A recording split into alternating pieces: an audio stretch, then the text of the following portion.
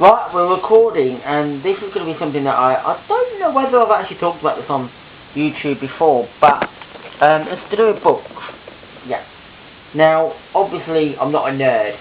Well, I don't know whether you consider me as a nerd, but you know the type of people who always spend half of their time going to libraries and things like that, and but basically just reading books and being a bloody bookworm and a nerd, which of course people like that are just crazy. I mean, who really wants to seriously go to the library to read a book? Generally, if I go to the library, I go so that I can find information about things. I generally look at some of the old books that they have on music and things like that and find information. Although Google and the internet can quite easily give you it these days, but I do think there are some extraordinary books out there that the library sometimes have, and I don't mind going through them and that, because sometimes I don't want to spend half of my time searching the internet when I know there's some books that can give me bits of information. But I'm a book reader in some ways, a little bit. Most of my books tend to be about music. I suppose in one way I could say chart books and things like that, but reference ones. But autobiographies I do like to read, and years ago, now this would be roughly about 10 years ago, or, you know, books was out of the equation. I mean, literally at school I would be in English, I would be reading books, and I would literally fall asleep. I mean, we read Buddy. We read a book called Buddy, and I don't care whether it had reference to Buddy Holly in it or not. It didn't excite. I like Buddy Holly, right? But the book didn't excite me.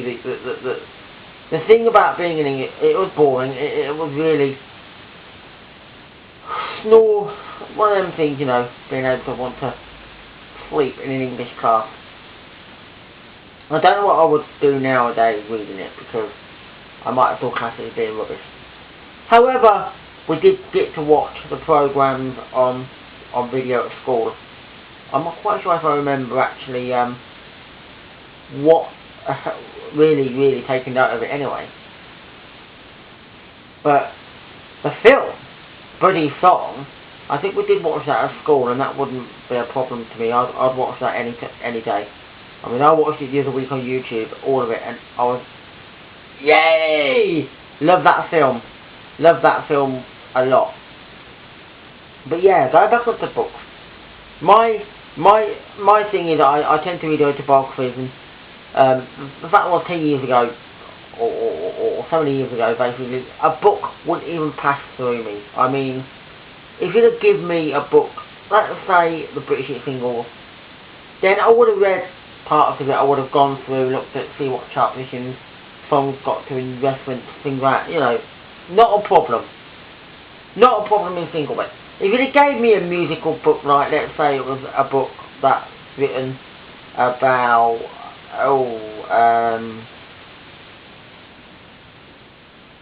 The Clash, or R.E.M. or whatever, just a typical band, right? I could not even have read it. I would just literally probably think I'm going to read a couple of pages of it. I've read 2 pages or 3 pages, and then it would get left on the shelf. It would just not get read. So books in there at that time, it wasn't exciting for me. I couldn't have sat through a book really and read it. There weren't many things that interested me with books. I read a book called Lamb to the Slaughter, and it was quite funny, and I still like it now, but the general gist of a book was crap. I mean, I had an R.E.M. one, which was, which I started to read. I only read about 4 pages of it, and then literally I haven't even read any more of it. That was and it wasn't because it was rubbish, it was because I wasn't really into it, but the last sort of 5 years, I've really gotten shy into autobiography books, because I'm able to read them. I will go to bed and I'll read a little bit of it, and various opportunities I've read books.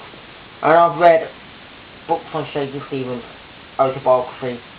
I have read Westlife autobiography. I've read Louis Walsh Fast Track to Fame. I've read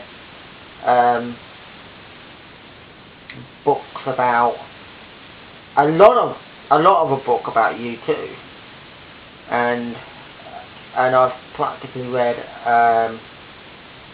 The Clash, a whole book about The Clash. But my two favourite ones that I'm quite partial to has been Pete Waterman's autobiography and Shakin and Waterman, one by Mike Stock or Matt Aiken or one of them basically, and it tells the great stories of Stock, Aiken and Waterman, and it tells the great stories of the musical side of things. The Pete Waterman one is just fascinating to learn. It's to learn about all these things. And I'm gonna do a little story. I'm gonna do a little blog, I think. So I can talk a bit more on the old stories about what you learn in terms of these. But they're just fascinating stories to really lead off from what it is. But so I'm going to leave it there, and I'm going to talk a bit more about the Shakin and Waterman and things connected to it. The great story that you hear from practically the whole thing. So there you go. Bye for now.